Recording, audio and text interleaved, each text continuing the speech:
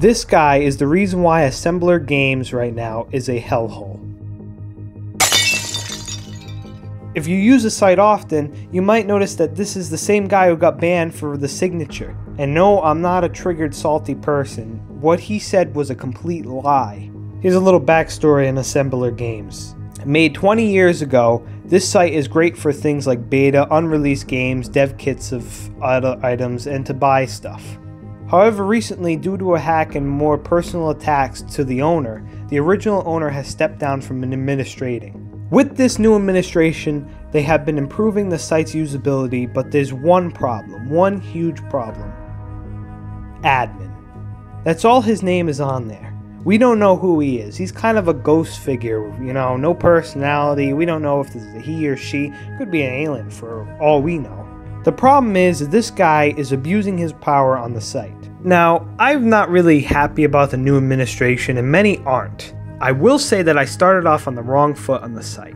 I got into some controversies, I had said some things that I shouldn't have, but nothing really to get me in trouble with the admin. The only thing I could think of was when he told me not to sell the beta on the community market, or I should say copies of the beta, which is understandable, but I was given a warning for that.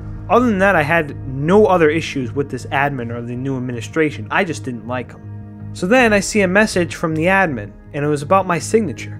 He told me that my signature couldn't be in a square, and he told me the dimension 16 by 9, and that got me mad.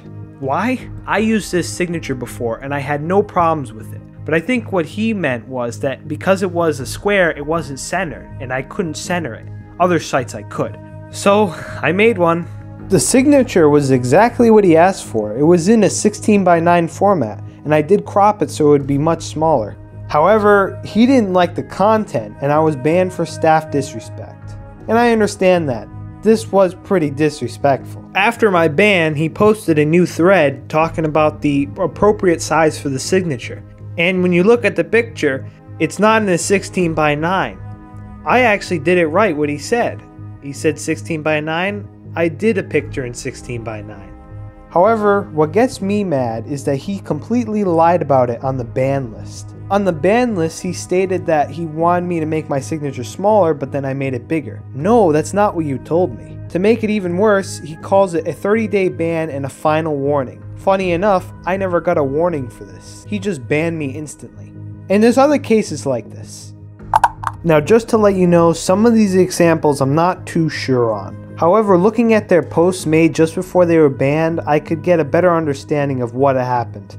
It's possible that it was PM or another thread, but here is the examples that I have. Now, the admin is banning people for disrupting the site, and that could be literally anything.